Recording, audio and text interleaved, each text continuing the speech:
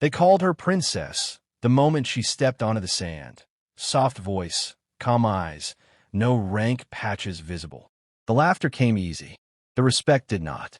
What they didn't know was that the silence around her wasn't weakness, it was restraint. Question for viewers. Before the story unfolds, tell us in the comments, from which part of the United States are you watching today? The hangar-size training bay hummed with heat and ego, the kind of place where reputations were forged or buried in sweat and sand. The Marines had been rotating through close-quarters drills all morning, boots grinding the floor, muscles tight, tempers tighter. When she walked in, no fanfare, no escort. Conversations dipped, then rose again with smirks. She looked ordinary to them, athletic but not imposing, hair tied back, plain green tee, eyes steady like she'd seen worse rooms than this. Someone muttered at first, half a joke, half a jab. Try not to cry, Princess. Laughter rippled. She didn't flinch. The senior instructor cleared his throat and said she was here to observe. Observe what? They wondered. How real warriors trained. She nodded once, thanked him, and stepped to the edge of the sand. That was when the first twist hit. The instructor's radio crackled, and he frowned. Change of plan, he said. Demonstration round. Volunteers. 6 hands shot up instantly. 6 Marines, confident, broad-shouldered, competitive. The room leaned forward. The instructor gestured toward her. She'll be your opponent. The laughter came back louder, sharper, the kind that tries to protect pride. She met their eyes, one by one, like she was memorizing faces. The whistle blew. The first Marine rushed, aggressive and fast, expecting her to retreat. She didn't. She pivoted, redirected his momentum, and he hit the sand hard enough to knock the breath from his lungs. The laughter died mid-note. The second came smarter, circling. She dropped her center of gravity, feinted left, locked his arm, and used leverage, not strength, to send him down. 2 down in seconds. A murmur spread, disbelief turning to tension. The third and fourth tried together, flanking. That was their mistake.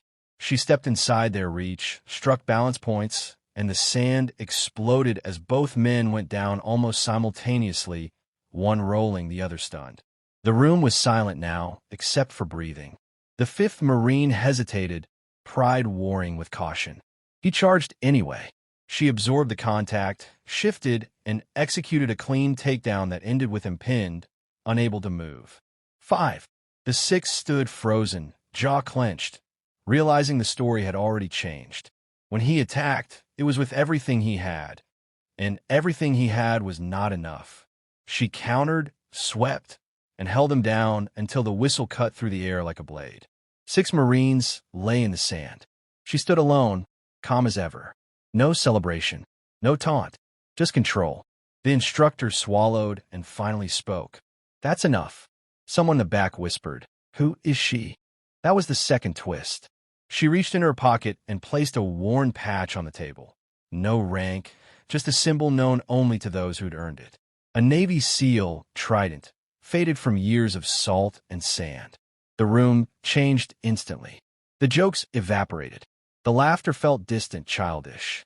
She explained, quietly, that she'd been asked to evaluate joint training readiness, that she preferred not to lead with credentials because respect earned too easily wasn't respect at all.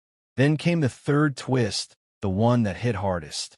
She looked at the Marine who'd called her princess and helped him to his feet. Words matter, she said, not angry, not cruel. So does humility. You all fought well. You just underestimated silence. She thanked them for the lesson, nodded to the instructor, and turned to leave. No victory speech, no demand for applause. As she walked out, the Marines snapped to attention. Not because they were told to, but because something in them had shifted. Pride had cracked, and in its place was understanding.